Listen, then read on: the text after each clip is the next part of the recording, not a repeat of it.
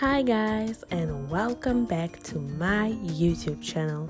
Today I'll be making vetkoek. This is a traditional South African bread which you fry. We usually eat it with mince curry, so stay tuned and like if you want to see a video on how I make my mince curry. And other than that, please keep watching. I would mix 700 milliliters of warm water with the yeast and self-raising flour, about a whole packet, so 1 kilogram.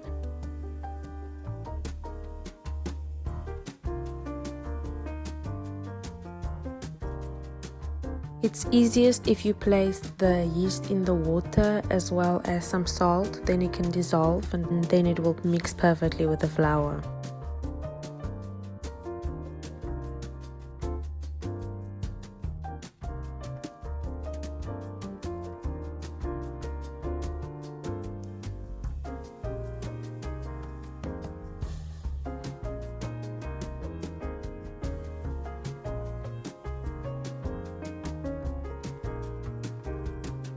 All you have to do is mix that until it has this bread dough type of consistency and place it in a warm spot covered up so that the yeast can do its magic.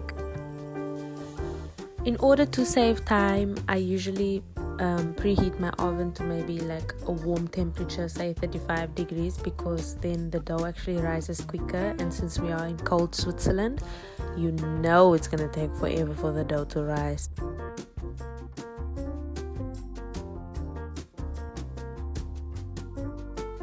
After maybe 20 minutes, half an hour of the dough rising, I take the dough and make little golf ball sized balls, put them on a tray.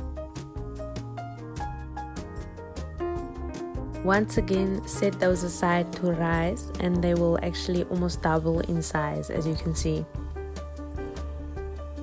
Now, in order to fry, heat up some oil, at least enough to cover half of the bread.